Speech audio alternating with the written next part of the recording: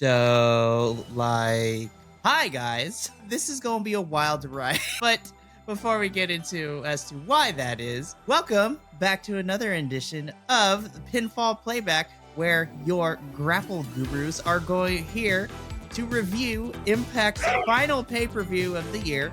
And the final pay-per-view underneath the Impact Wrestling name, Final Resolution 2023. As you can see, the table for two plus you crew is here to review this pay-per-view. I am joined, as always, by my lovely co-hosts Will and Andrew. Listen, I'm gonna be completely honest. This is a mixed bag of emotions for me. I am sad that this is the end of Impact Wrestling. Excited for the beginning chapter of bringing back TNA. But I also have a lot of questions because before we jump into this play-by-play, initial thoughts for me, I felt like as much as I enjoyed the pay-per-view, I felt like more this was a glorified, like, supersized regular episode of Impact we would see on a Thursday just because of the pacing. And then there were lots of changes to a bunch of matches out of nowhere, as well as just matches I was like, how did we get here? Like, what happened?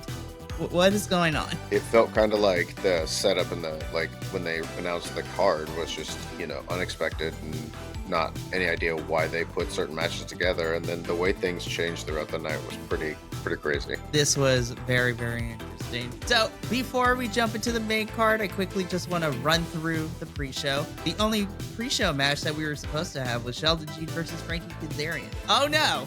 We had a total of 3 pre-show matches out of nowhere. So without going into too much detail, we had PCO versus Jesse V, in which PCO won. I was like, how you gonna put PCO on the pre-show? Like, what was that? You could have advertised that? I was like, you just re-signed the man. And then the second pre-show match, I was like, okay, this must be local Toronto talent because Aiden Prince versus Jack Price. I was like, none of these guys are signed to Impact, but I'm here for it. And then we get into Sheldon Jean versus Frankie Kazarian. I was like, Sheldon Jean, you tried. That's all that mattered. You tried. But he was nice to look at. And I love PCO. I really do. I enjoyed that. He killed it. Like that senton he did off the corner onto the apron. I was like, dude, how are you still doing this stuff? It's crazy. And yeah, see, we look at PCO and then we look at Tommy Dreamer. It's like, PCO? This is how you do it, Tommy. Yeah. PCO? I do have to say, there was a little bit of me that was kind of interested in Sheldon Jean after this match, just because the fact that he kind of was there with Frankie Kazarian for that. So it was like, it got me a little bit, like a little more interested. He did well. Yeah. Yeah. I mean, Frankie did kick his ass, but yeah. But I thought he took the ass kicking well. Yes. So good for them. Love it. I'm hoping Sheldon sticks around because I think he's a good addition to Impact. I feel for him because, he was partnered with Kenny and then Kenny's no longer with the company because he requested for his release. So I am happy that he wants to stick around for it. Also, shout out to Sheldon Jean because his lifeguard character from 2 weeks ago was hilarious. Yeah, it was. So random. I was like, what is this? But without further ado, let's jump into our main card, the Impact World Tag Team Champions ABC, which is Ace Austin and Chris Bay. Damn, I had this. I was like, this was in contention for match of the night for me. I was like, damn, how are we gonna open up with this match? Was nuts. Like Eddie Edwards is kicking people's faces in. Brian Myers is out. They worked really well together as a team. Yeah. And then ABC, we're pulling out the stuff I haven't seen in a while. Woo! This was like yelling at my screen as I was watching this. I'm like, how do we open up with a banger? Yeah. Well, and it kind of got you excited for the night. Honestly, I did. I was like, ooh, okay, this is good. This is all right. This is the energy you're gonna put off for us on this. I'm like, I'm here for it. I'm here for this. If every match is like this, then this is gonna be a hell of a night. Because I agree. I thought this was, the match and everything leading after it or following after it was super great. And I have words about the after stuff once we get there, but I thought that Eddie and Brian were like savage. And I love that. I love it. I love that we're kind of getting the old Eddie back.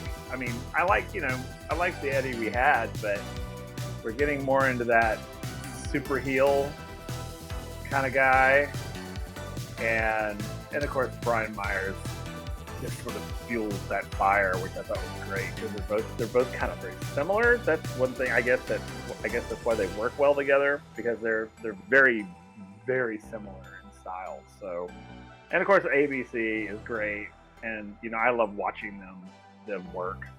They're fun to watch. So, but this match was really good. It had me going. Yeah, this match was pretty crazy. Like Chris Bay took a beating during a lot of this match. I felt like a lot of it was Myers and Edwards really just like double teaming on him, and they did a great job. I agree. Like they functioned really well as a tag team. I wasn't expecting them to win, which I kind of hope. I wouldn't be mad if this loss didn't make them split up. Like we got to see more of them working together. They did a really good job, and I thought when Ace Austin came in, like that guy is so insane. Like he was just flying around there. And ABC, like every time I see them, especially in these big tag matches, it reminds me of how good of a tag team that they are, and they're able to work with all kinds of different styles of tag teams to really shine for both sides. So I thought, this was a great match to start with, and I'd like to see more of Myers and Edwards. They seem like a good tag team for that division. Can I say that I think Edwards and Myers make a better tag team than Myers and Moose? Oh, yeah. Like, yes. I enjoyed, and I think the reason is because it was so even. Like they were both powerhouses. They were both doing their thing. The tagging felt equal. Like neither one wasn't stronger than the other. It was like sort of like that. Unlike with Myers and Moose has always seems to be the stronger one, always sort of the powerhouse, kind of dwarfs Myers in there. But with this teaming, it was like I enjoyed watching them both perform, and I was just like, gosh, they're really good together. And that's when I was like, ooh, they're better than I think that they should be a tag team. And Myers and Moose should just split up. They should break up, and Eddie can be his rebound. And I really like them working together. Like I really like it. Well, I'm interested to see what kind of story we're getting, because we'll talk about the first announcement that we were told about Snake Eyes tapings after Hard to Kill, because I'm like, this is an interesting pairing.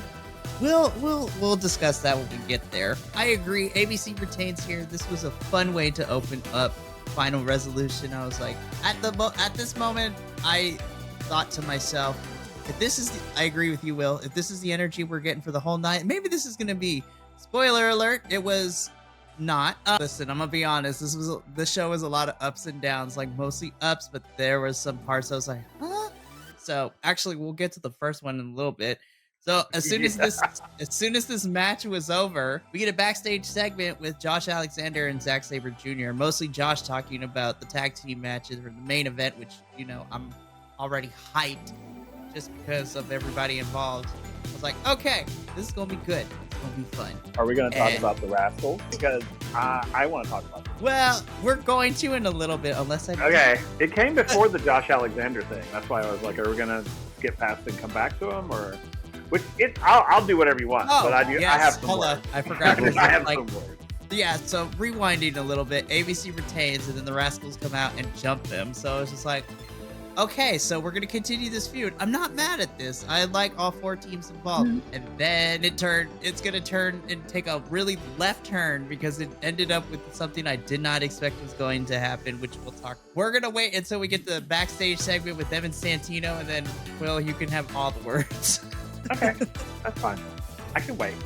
That's what I'm saying. I can wait. He's gonna sit on. Because it'll be relevant no matter where we talk about him at. Fair. So Will's gonna have to sit on that secret for a little bit. That's okay. So I'm good with it. So after Josh and Zack Sabre Jr., this was the first moment that I realized that this show was gonna kind of go off the rails as the longer I watched it, because Alicia cuts a promo in the middle of the ring. I was just like, I'm not gonna lie. At first I was like, where are we going with this? And then she just kept degrading the audience, and I'm like, I'm kind of here for Alicia being kind of a witch. I was like, I mean, it's more personality that you showed in this little promo than all year. which is not her fault. They need to book her. Alicia's actually a pretty good wrestler, as we saw. But Santino comes out and he makes us. Can we just say Santino was probably my favorite part of this whole entire night? He just leaned into, as we were talking off air, he leaned into everything and he just boosted it up like it didn't matter. I really wanted to see more of him. We only got to see him the one time. We heard about him during Moose and Rhino's match. Yeah. I really wanted him to come back. But Santino comes out, he berates Alicia, and he's like, you know what? You want competition, girl? Here we go. So then we get an impromptu match. It's Alicia versus Jody Threat, and I was just like, oh, Jody's gonna kick her. I'm gonna be honest. At the beginning of this match, I was like, oh, Jody's gonna drag her up and down this ring. And I have to say, Alicia proved me wrong. I was like, oh my gosh, I was like, I forgot how good she is in the ring when you actually let her wrestle. This match was a lot of fun. Yeah, like I think it especially picked up for Alicia after Eddie Edwards and Brian Myers got kicked out of ringside. It was like, because she tried to jump on it right then to try and get it over, and it just like picked up, and I was super impressed by both of them. And for a random match that was just thrown together that not only did we not know about, but the two people facing each other is like at a left field. But it was good. It was fun. It was a really fun match, and they were super tough. I agree. Totally. I have nothing to add. It was good. I really, really love Jody Threat's, like, I don't know if we're going to call it an F5, but like her finishing move, which is kind of an F5. Where she just takes. Listen, 2024, I feel, is going to be the year for Jody Threat. She's going to be a menace in the knockouts division, and I'm kind of here for it because, listen, the singles knockout division has got some strong contenders, but we really need to start building up some of the tag team knockouts. I'm not going to lie, though. Whenever MK Ultra decide they want to go and do singles runs for a little bit, Masha versus Jody or Killer Kelly versus Jody, or just a triple threat between the three of them is something I want real bad. Right. I just want to see Killer and Masha back on my television screen. It's been too long. Yeah. Especially together, they're such a good tag team. It makes me depressed that I don't see them. Speaking of depressing things, listen, I'm trying to be positive here, and I thought we were frustrated. I am with this Tommy Dreamer thing. Okay, so we're just gonna rip the Band-Aid off. For the Impact Digital Media Championship, we have Tommy Dreamer defending the title against Diener. All of a sudden, listen, I like Diener. I love Diener. This match was not it. No, I was like, what? This okay. And Just go. I'm just like here. Okay, shame on them for getting me all excited about Tommy Dreamer in that last episode, and then he comes out and does this same bullshit again. I was like, what the fuck happened between the last time we saw you, when you were spitting beer in people's faces, to this, like, soft doughboy cry wah wah? And I'm just like, what the hell? I want that Tommy Dreamer from Mexico. I think what we got tonight was a clone or something. Or not the real Tommy Dreamer. I don't know, but it was crap. And, I mean, I'm sorry. Diener was good, and he's great and all, but that was the wrong person to be putting up against digital media. That's not who you want. That's not who we want as digital media champion. I'm just like, what the hell? Who the hell? Is this like, are we throwing darts at a board at random ass names? Because that's what it freaking feels like. Because I was just like, this match was dumb. I'm just gonna call it. It was dumb, and I'm pissed that it was dumb.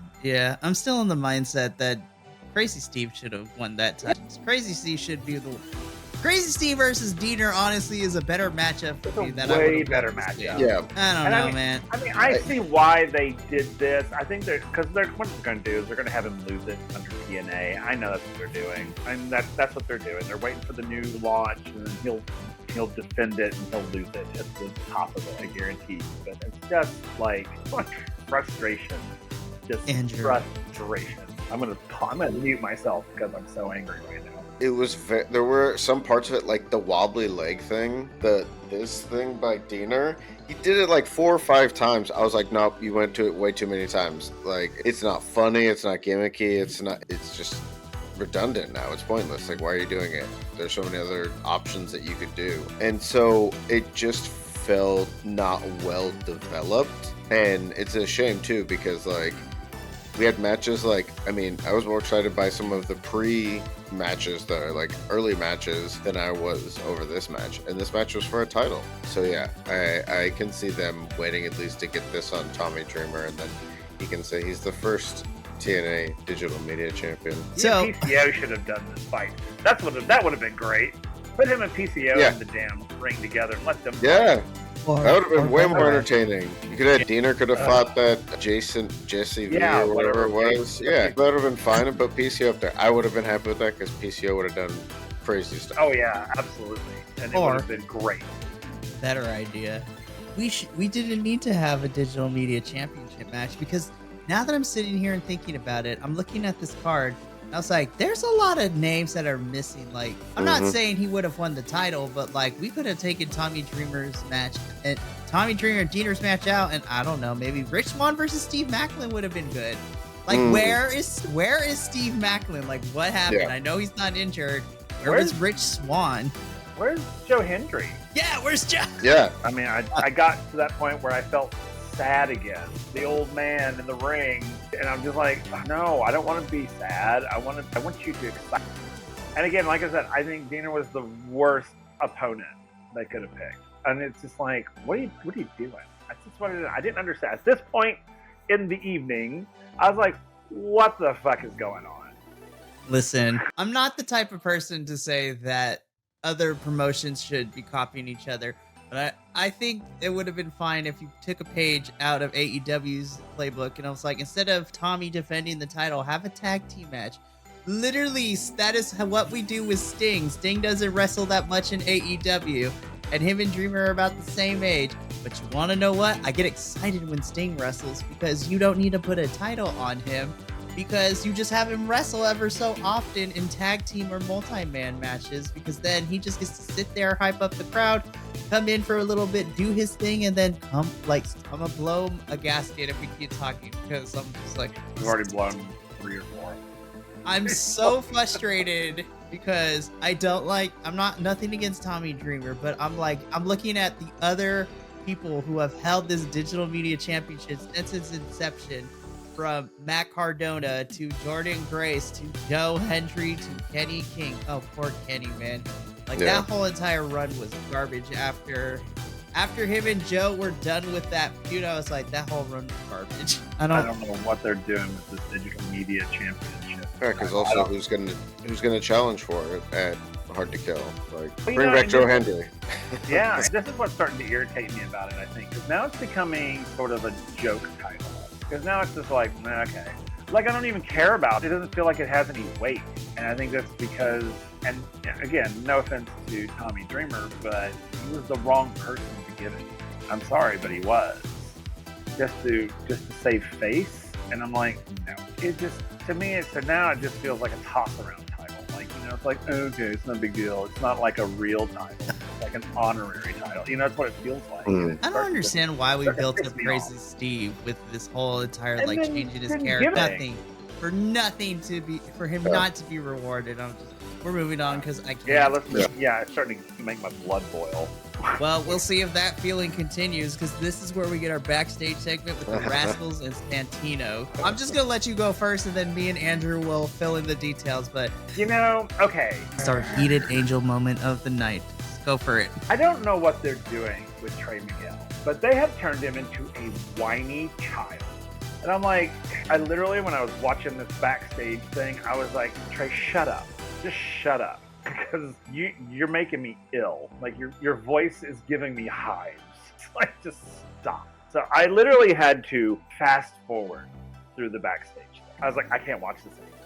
I literally was like, click, click, click, click, click. I don't know what this thing is they're creating with him, but it needs to stop. And it needs to stop now. Do you hear me out there? Impact, TNA, people, stop it. Just stop. So stupid.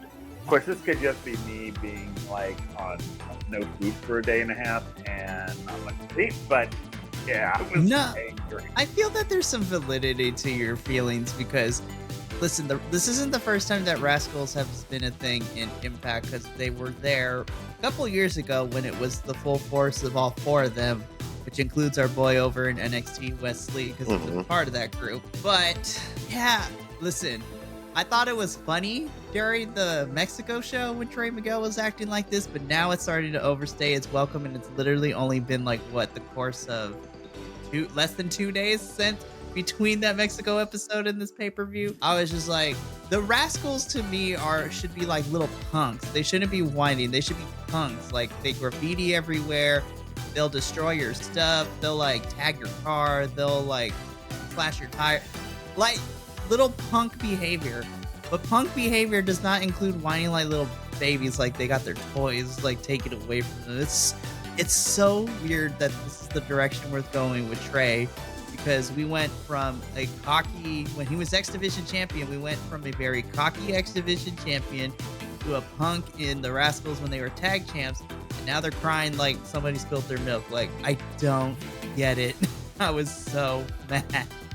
I don't know what we're doing. See, I think the sense that I got from it, especially even when we saw the match later, like from the 3 interactions that we got, like I feel like that's exactly kind of what they were. These like young thugs that were just doing whatever they want. They got whatever they wanted by cheating or, by any other means that they could.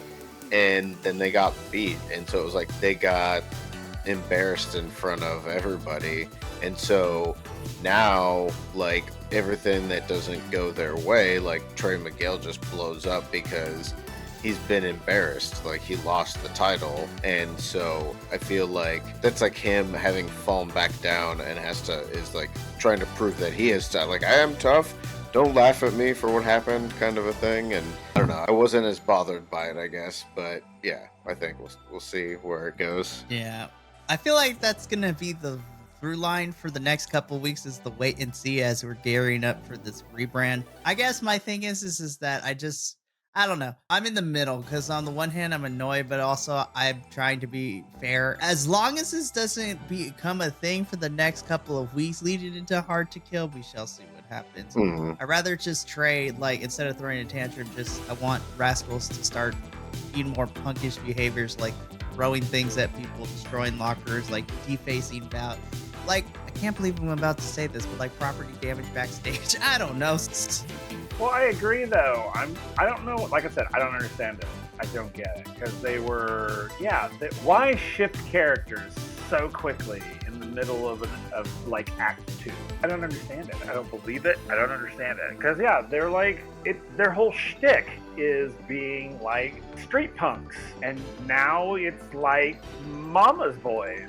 No, that's on Ring of Honor. Oh, don't even get me. I wasn't there for the review on Friday, because I had so many feelings about that. But see, okay, I take it back. This doesn't make me as mad as the Mama's Boys in Ring of Honor, because I tell you, I don't get mad that often, but I was about to text explicit things to the group chat. I was just like, what in the wank is going on? Like, what? That segment made me uncomfortable. Go check out that review if you want everybody else's thoughts on that one. So, since we're still talking about the Rascals, let's just jump into what happens after this. So, what was supposed to be just Trey Miguel versus Speedball Mike Bailey in a one-on-one match. I'm mad that Trey Miguel didn't say anything about he had to wear shoes. I was like, bro, you mentioned that, and then it was like nothing. He made a big deal out of it. I was so mad that Mike Bailey didn't come out to do whatever. So it turns into a tag team match. So this is the Rascals, which is being represented by Trey Miguel and Zach Wentz, taking on the team of Speedball Mike Bailey. And all of a sudden, I was just like, wait, who's his tag team partner? And then I didn't even need to see the name. As soon as I saw the mountaintop with the mustache in it, I was like, my British dad is here. Trent Seven comes into the arena, and it becomes a tag team match where Speedball Mike Bailey teamed up with Trent Seven. And at first I was just like, so apparently things in AEW didn't work out, because I thought they signed him, but that's neither here nor there. I'm gonna be honest, I'm kind of glad he's not in AEW. This match also ruled. This is a great rule. This is a great match. This was. I was like, okay, because I didn't know where it was gonna go. I really did, coming off the whole boohoo me rascal bullshit. But then it happened, and I was like, okay. And man, it's so this match got me super excited. Like the one between Mike Bailey and Ospreay. Yeah, Ospreay. That match got me excited. excited. This one started getting me that excited too. I was like, wow, this is really good. And I didn't know Trent Seven at all. I didn't know. Oh yeah, but he is so good. I love wrestler. But British wrestlers, man, physique is not a thing because they can do anything. That's perfectly fine with me. But man, the Mike Bailey and Trent Seven made the Rascals work. Man, it was so great. And man, I kind of was hoping that Bailey would have walked in with shoes on and then like taken them off in the ring. That was they didn't do it. I was like, Rrr. But yeah, no, this match ruled. I was so excited for this one. After it got started, I was like, okay, here we are. Let's settle it. Mike Bailey is so good. He's so fire. Like, I mean, I love the fact that he literally throws, when everyone else is throwing chops, he's throwing kicks. Like, he can throw chops with his kicks. Like, it's so crazy. And yeah, the pair of them together, Seven and Bailey, like, they're so different, but they just kept feeding off of each other. And I think, Rascals like ABC, they're such skilled tag team wrestlers that when they wrestle with other skilled wrestlers, everybody just looks really good. And this was just another great example of tag team wrestling. This is like definitely one of my top 3 matches of the night. Like, some of those combo moves that they were hitting, like, what was it? Bailey hit a tornado kick, Devin then hit a suplex on that. Like, oh my goodness, that was insane. Yeah, so much high impact stuff. So good. Great kind of debut return kind of to people's, for people to see Trent Seven come back. It's funny because I was actually thinking about Tyler Bate. Like earlier in the night, I was like, man, I haven't seen Tyler Bate in super long. And saw him last night.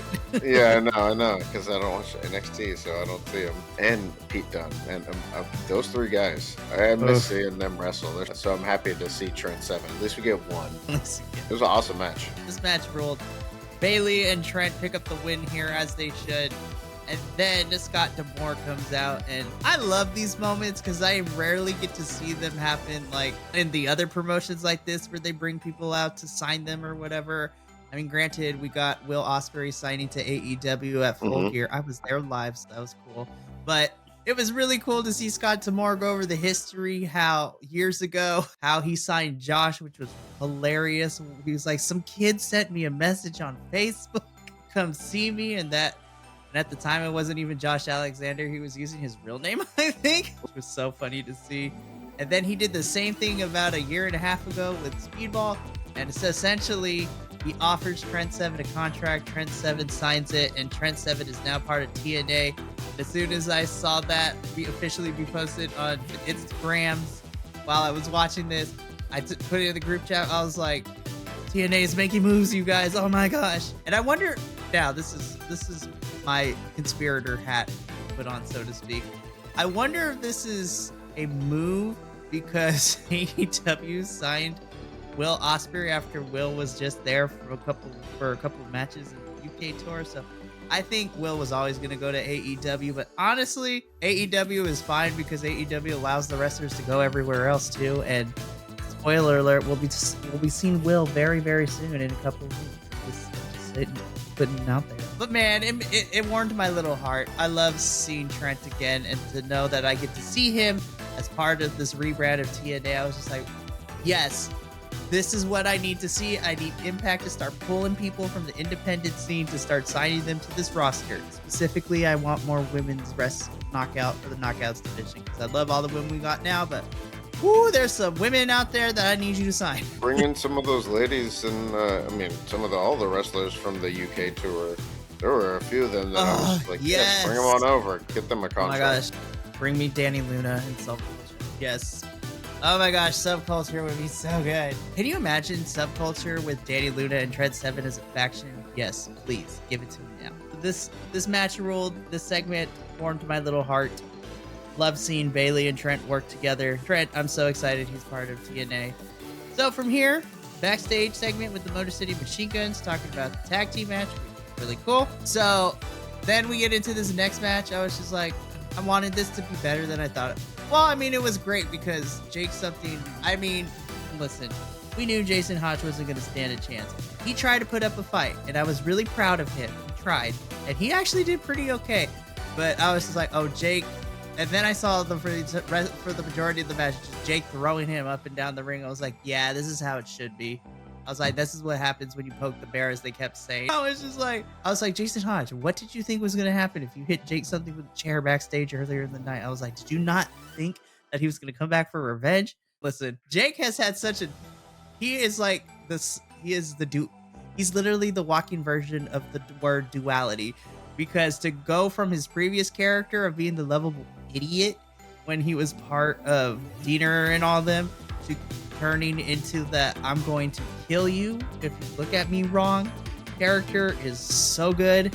This match was actually a lot of fun, only because this was nothing but an ass kicking, and sometimes you need ass kicking matches where somebody just gets their ass kicked. Well, I wasn't sure about it at first how I was going to feel about the whole chair attack and then him coming out and Jake something being injured, because I think maybe I was having flashbacks to another person who's going to wrestle later on in the night getting injured and then having to make a surprise return at the end to actually wrestle their match. But I was worried that this was going to be something silly, and I think it actually ended up working because it enabled it to even the playing field for Hutch against something, because something is just a friggin' animal. Like, so at least with this kind of recent injury from the attack, Hutch had kind of like, you know, a fighter's chance kind of with this situation, and so I think he got to shine a little bit in the things that Jake something was kind of letting him get off while then turning it around. So I felt like it made it a little more of a, not a just like a complete squash like it should. Like if Jake something was 100%, like he should have just squashed him. So I think they used that to kind of play into that story a little bit. But it was an entertaining match. I enjoyed it for the action. Agreed. Will, any thoughts about Jake and Jason Hodge? All I have to say about this match is it was delicious. Oh, and Jason Hodge's beard is the most like perfectly trimmed beard. Right? Like just the angles on that beard. I was like, how do you do that? Someone upload a YouTube video, bro. Like, how? Yeah. I'm telling you, man, it's crazy out here. Speaking of craziness, so while I enjoyed the second start to this match, how we started this first match between Moose and Rhino, I was just like, this was dumb. Like, It was. On the one hand, I understand, because Moose is like, bro, I got a whole entire championship match at Hard to Kill. Like, I don't got time to be dealing with these dumb matches. But number two, I'm not trying to get destroyed before the match, because I want to be as my best version. So as soon as Moose hits Rhino in the nards, I was just like, this is not how we're ending the match. Because at first I was going to be like, damn. I was like, I thought Tommy Dreamer Diener was bad. If this is how we ended this match, I was like, ooh, this might be my worst match. And then Rhino's like, nah, bro, we ain't done. I ain't gonna win like this. Get your ass back here. We're gonna fight. Let's do this as a street fight. I was like, ooh, street fight. Now you have me intrigued. I also love the fact that Moose is like, nah, I'm getting the hell out of here. And the only reason he came back is because Santino approved for the street fight. And if Moose does not compete, he gets his championship match at Hard to Kill taken away. I was just like, damn, Santino, way to go to be an actual like security / general manager. Because I was like, that's how you do it. I was like, oh, so you don't want to fight this match? Okay, I'll just take away your briefcase. You don't get your championship match. Yep. And then this ended up being so much more entertaining than it had any right. I have never heard Moose and Rhino curse so much on air than I did during this match, because they were telling people to move out the way. I was like, damn. Yep, I agree. This, once we got past the bullshit at the beginning, this was a pretty damn good match, actually. Yeah, exactly. That's what I was telling you. It was a waste of time. This is the only match that actually had any story builds going into this match. I know. And that's why the first part of this should have been on the Impact episode. Yeah. Like, have some reason to have that action happen then. So then we just go into this knowing that's what the stipulations are going to be, especially because it did have a build-up. At least these other ones are already coming out of left field, so like it's not a surprise when weird things happen. But they had time to do this, and it would have made it more exciting. But the match was awesome. Yeah, once we got past that first part, this match, but then everything else was just ladder. like, oh, that ladder bent and then reformed. I was like, what the hell just happened? I mean, it was like physics didn't exist. Just like, man, and then this is a really, really bad match to be a referee too. That referee through the table took it like a champ. That second referee, took that gore. I was just like, oh damn. Kudos to you. Like you are a winner. Special recognition of the night. Oh, absolutely. That referee was MVP. Both of them were. Yeah. I was like, they earned their paychecks. They earned their paycheck.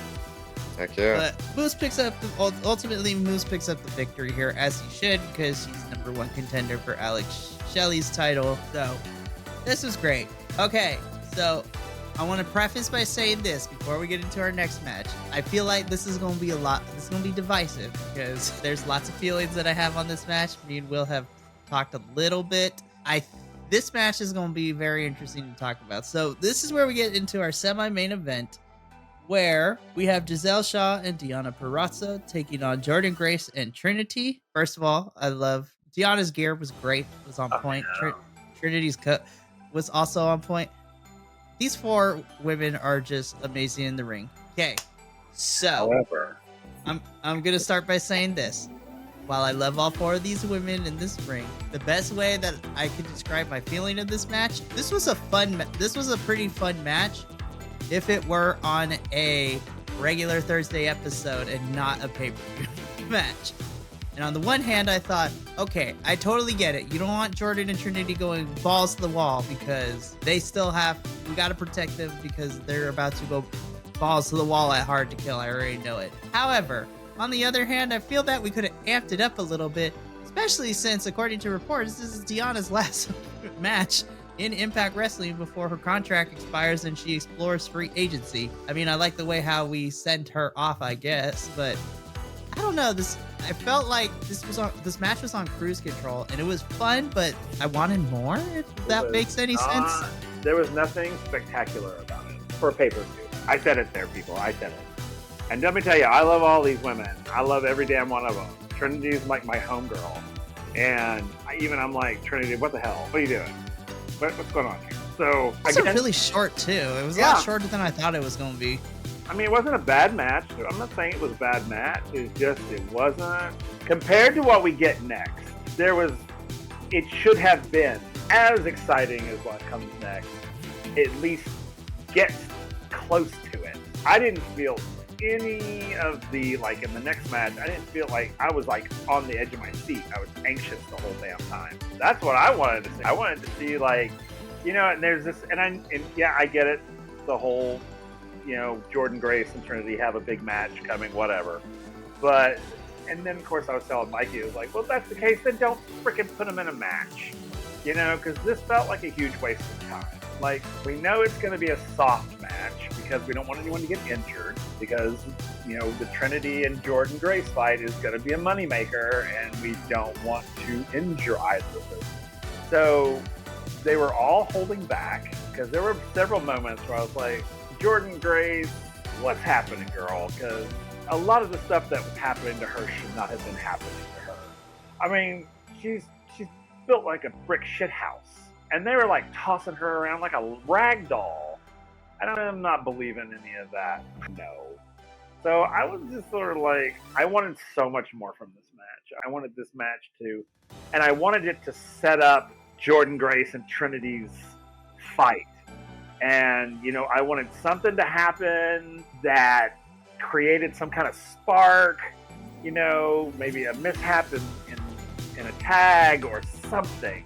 But we didn't get that. We got, hey girl, yeah, way, rock, girl power, woo, let's see, smiles, And I'm like, no, because we know that fight's going to be banging. And it just felt like this match was so subpar. I was going to say worthless. That's not what it was.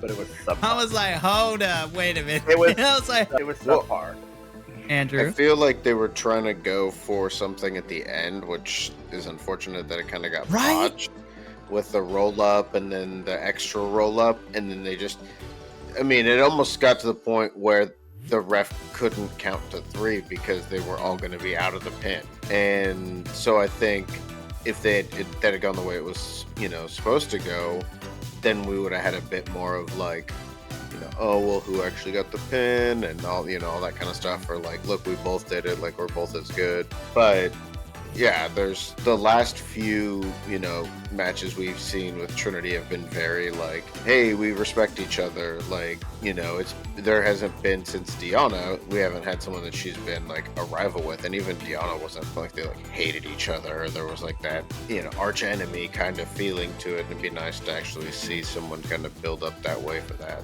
But I mean, I actually, I thought the match was good. I felt like this match was almost designed to put more attention on Giselle Shaw, because we knew that Trinity and Jordan were going to win, and Giselle spent most of the time in the ring on her side. And then obviously with what happened at the end, that felt like that was kind of a like, all right, well, if she's taken off, then she's going to kind of pass that on to, another wrestler that can kind of add to the knockouts division. But so I did enjoy that fact, and getting to see them all wrestle against each other. I thought they did a good job. I found it entertaining. I thought it was a pretty fun match for what it was. But yeah, there was no big surprises really in there. Right. And I briefly touched upon it at the beginning of when we started talking about this, but after the match and after Jordan and Trinity leave, Deanna and Giselle are kind of having a little bit of a spat, and then Deanna's like, look, let's get over it. Puts out her hand. Giselle shakes it. Then Giselle hits her finisher on her, laying Deanna out as Giselle leaves. And then that kind of puts that end to this little segment. So I haven't seen anything that Deanna is scheduled to do more matches, but if this is truly it, man, I wish nothing but the best for Deanna as she explores free agency, and I have to give her flowers because she held that Knockouts division down since 2020. Like, even through the pandemic era of the shows that they did, she was the cornerstone of that division. And yeah, I was like, Deanna Purrazzo, thank you for giving your time. And as you enjoy your free agency and you go work on your craft, I hope to see you back in Impact in the near future. What I love about Impact is that they always leave the door open for anybody who wants to come back. It's not like a middle finger, be like, oh no, you leave us, forget you, you don't get to come back. Impact's been really good about having wrestlers go explore, do more stuff, and then if they want to come back, the door is always open for them. So hopefully we get to see Deanna back in the future. But Deanna, thank you for putting the Knockouts division on where it's got to, because man, Knockouts division the last couple of years have put on some baller matches. It's so good to see. So from here, because it is a pay-per-view, Impact does give us the bumpers of what to expect. So the only two matches still confirmed for Hard to Kill is Trinity and Jordan and Alex Shelley and Moose. And then they tell us one of the two big matches happening at the Snake Eyes Fallout taping. So at Snake Eyes, it's going. This match may or may not have made me scream at my television like a little girl. But we are getting the Motor City Machine Guns and Kazuchika Okada taking on the team of Moose, Eddie Edwards, and Brian Myers. And I was like, oh god, this match is gonna slap. Listen, I am unapologetically an Okada fan. I think he's one of the top wrestlers in the business right now, just like I think Will Ospreay's in the top of the game right now for New Japan. But more importantly, and this is kind of petty of me, I'm excited to introduce Will to Okada. And I hope Impact does the thing when he goes for the Rainmaker with the zoom out. Like, that is my favorite thing. But man, listen, I want to know, Motor City Machine Guns are living their best lives. I can't wait. All right. So now, strap in, kids, because this is main event. I knew it was going to be fun, but Jesus, Jiminy Cricket, Sweet Dragoon on a cracker, whatever you want to call it. In our main event, we had the team of Josh Alexander and your New Japan Television Champion Zack Sabre Jr. taking on the Motor City Machine Guns. The words of Jim Ross, this was a slobber knocker. Holy crap. Andrew, I'm gonna let you go first because, woo, I need a moment. This match was awesome. I love the technical wrestlers too. So getting to see Zack Sabre Jr. and Josh Alexander together, especially as we started getting more into the match, and you saw that like competitiveness between the two of them. I could hurt them, and then just like kept coming in and out, and it was like they were trying to one-up each other, and it was at the expense of the Motor City Machine Guns, usually Alex Shelley. So that was really fun, like dynamic between the two of them. And I feel like some of that, kind of ego and maybe harshness from Zack Sabre Jr. kind of rubbed off on Josh Alexander. He seemed to be getting more and more intense as the match was going along. But all four of these guys, like at what they do, they're so good. Like all four of them is just top notch. Like you can't deny that Impact has got and brings in some of the best performers in professional wrestling. And the fact that you've got three of their top championship caliber performers, like this match was phenomenal. It was definitely my match of the night, and just it perfectly crescendoed with the way that finish came along. And I mean that got me jumping up when I saw that. I was like so shocked when that happened. Yeah, this was an awesome match. Loved it. Will, what did you think of Motor City Machine Guns versus Josh and Zack Sabre Jr.? I thought this match was fire from beginning to end. I don't think it ever let up. I think it, is the ending that I originally was like, yeah, that's how it's going to happen. And then I switched. I was talking to them earlier. I was like, I switched. And I was like, I should have gone with my gut. I thought Josh and Zach worked so well together. I loved them together. Man, I was all about that. I was just watching them. I watched them more than I watched Motor City Machine Guns, but because I've seen them before. I've seen them, wrestle before. So I was like, okay. I want to see how Josh deals with a new partner and how the two of them work together to counter what's going to be coming at them. Because we all know, the Motor City Machine Guns were not going to softly come at them. So it was like when it started, it was just me going, ooh, the whole match. And right now, I will say, right at the end, I felt that the match was going on a little long. I felt that there was a couple of points where I was like, okay, that could have been the end, and it would have been just as spectacular. So I don't know if they were just running out the clock with it or what, but I didn't mind that it was long, but I just felt, I was like, oh, this is going on a little longer than I thought it would. But and the hits just kept coming. This is my match of the night as well. I was just blown away by it. I thought these two teams fought well, fought hard, and honestly, I think that Josh and Zach deserved that win. I think they got it because they bested the Motor City Machine Guns. They just bested them. There's nothing wrong with that. And so I was like, all right. That's why I was like, I had to put an X through it. Because I was like, damn it, could have been 7-0, but I went 6-1. So yeah. But no, I loved it. I want to see more of Josh and Zach together because, God, they were so good. They were so good. And I really enjoy watching the Motor City Machine Guns. They're such a good tag team. And hence why they've got them just so damn good. But, man, it was nice to see Josh Alexander not lose again. So I shouldn't have been surprised, but I was like, oh, Josh finally got a win. Okay, so where we're going to go from here is what I'm interested in over the next couple of weeks. This should be interesting. This was also my match of the night. Both of you have eloquently kind of expressed a lot of the same opinions that I had. The only two things that I will add are probably some of my favorite key moments of this. My first key moment comes from Zack Sabre Jr. doing his iconic twisting the elbow when it's in a rectangular shape to Alex Shelley and then stomping on the elbow was very vicious to watch.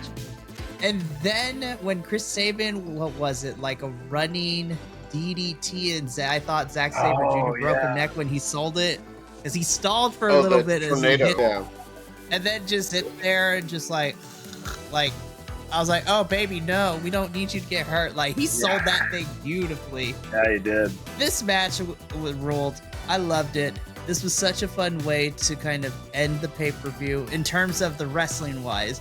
Because then as soon as we cut from the arena, we get the final video package, which shows that the second big match that is happening at Snake Eyes, which is the Hard to Kill Fallout tapings, it is Ospreay versus Josh Alexander Part 2. And I was just like, and let me tell you, this I believe is a beautiful thing because as we all know, because we reviewed Turning Point earlier in November, Will Ospreay's dream has always been to wrestle in a TNA ring. And so he said wrestling in an Impact ring is still pretty good. The fact that Scott D'Amore is like, oh, by the way, we're going back to TNA, so why don't you wrestle in a TNA? Listen, even if he signed with AEW and Impact and TNA are out here trying to make dreams of wrestlers come true, I'm not gonna lie, I would not be surprised if I see Will Ospreay start crying after the match. Like, honestly, because that kid is a beautiful human being inside and out, even though his character is kind of heelish, in-betweener, overconfident dick. But I love it. Listen, the first encounter between these two was awesome. I can't wait for them to blow my mind to see what else they're going to do. TNA is already killing it. You signed Trent Seven. You're gonna have both Will Ospreay and Okada in Vegas at the Fallout tapings for Lord have mercy, TNA. Like, this is what I need you to do for 2024, because she's Louise, man. But after that video package, the Impact logo comes up, and that is what officially ends the final Impact Wrestling pay-per-view underneath this current era. Whew! All right, so now we've come to the part of the review where we give our final overall ratings, and then we sign off. Okay, so I'm gonna go first. This was a little bit difficult for me because there were a lot of the tag team matches all ruled. Like, every tag team match minus the women's, because I was a little underwhelmed with the knockouts, but it was still okay. All the other tag team matches we got were really, really good. This was the night of tag team wrestling, which I thought was stellar. On the other hand, everything else ranged from okay to, now why is it gotta be like that? And I still feel, as much as the tag team matches carried a lot of this pay-per-view, it felt more like a special 3.5 hour regular episode of Impact than a pay-per-view, because when it's a pay-per-view, I am expecting more quality. So with that in mind, I am going to give this, out of a scale of 10, I'm gonna give this and this is still okay, I give this a 6.8 out of 10. Well, here's the thing. So again, I thought the tag team matches really, really carried the show, and they were all really stellar. However, for a final pay-per-view of the year and a final pay-per-view for Impact Wrestling, I don't know. I kind of just want more. And I also think, since this was the final Impact pay-per-view, I feel that you could have switched some of the matches around in terms of pacing and order, or I would have also switched some people out, because if this is going to be the final goodbye for Impact Wrestling for this chapter, I want people who've been there for a bit, like bring me Rich Swann or Steve Macklin. Even if it's not for the title, like you could have had MK Ultra. Where were the Death Dolls? Like, there is so much talent that was missing from this pay-per-view. I feel that you should have showcased them in something. Like, no Bully Ray, of all people, too. I was like, where was Bully Ray? Like, what is happening? Like, what's going on? I don't know, man.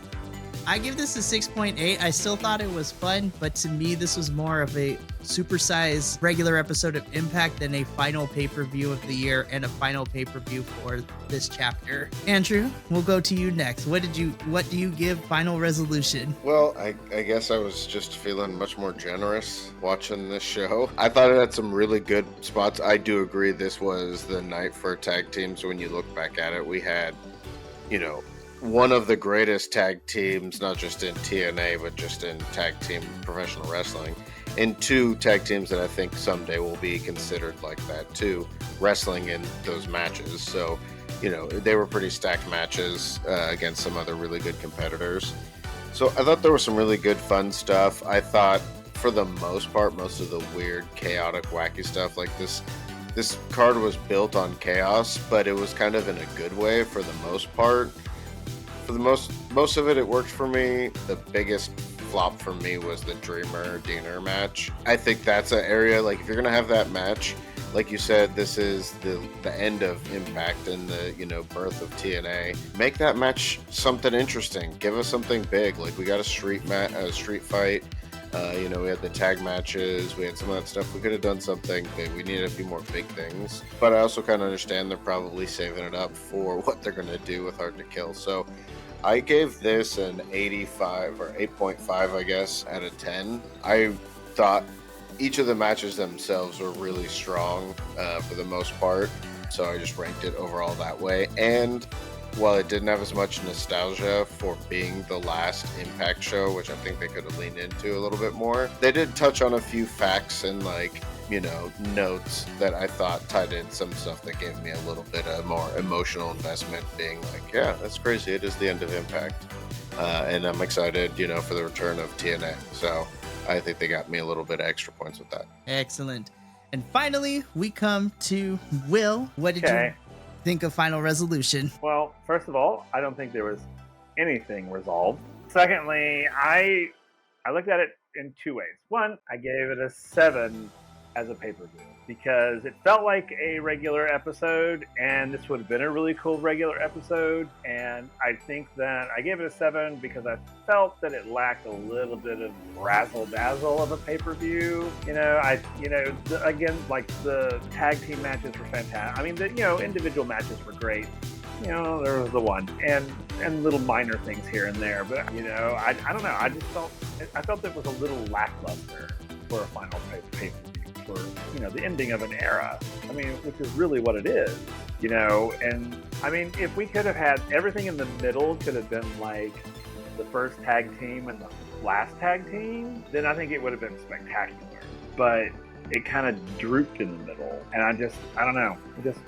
So that'd be me. One pyro or like a fog machine or something. Come on. I mean, that would have been fun. Well, gentlemen, that brings us to the end of Final Resolution, and by all means, technically this is the final pay-per-view for 2023 for Impact Wrestling. And wow, boys, this has been a journey since we started this little Impact show back in June. So I'm going to get sentimental a little bit before we sign out, because so it's funny because when we started the Viconics and everybody was scheduled to review the show of the original 5 of us that started on this, I was the lone Impact person, so I was reviewing Impact pretty much all by myself. And then once I got Will to, exposed to NXT and told him, Impact, and he checked it out before he signed on, then we picked up Andrew. And so I am super grateful for my co-hosts because they enjoy Impact as much as I do.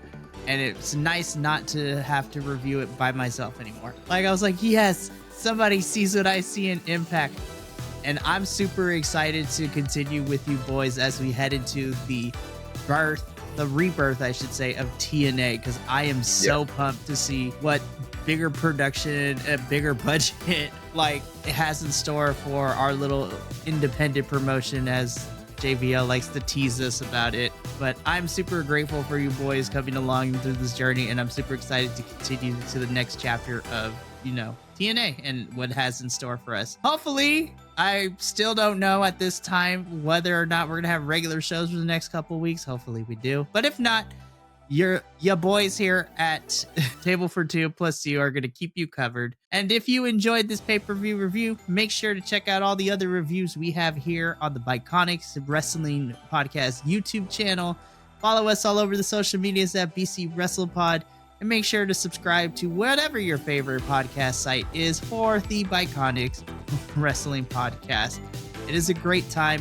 The 9 of us here are really enjoying our time together, and we hope you enjoyed your time here. But that is going to be it from us when we come back in the new year, unless we have regular shows, but who knows. Stay tuned, because we will be going through our own rebrand, because it will no longer be the Impact Wrestling Crew. We will officially be known as the TNA Squad Review. And on that lovely little note, remember, take care of yourself, love one another, and from all of us here at the Viconics, remember, stay Viconic, you beautiful bastard.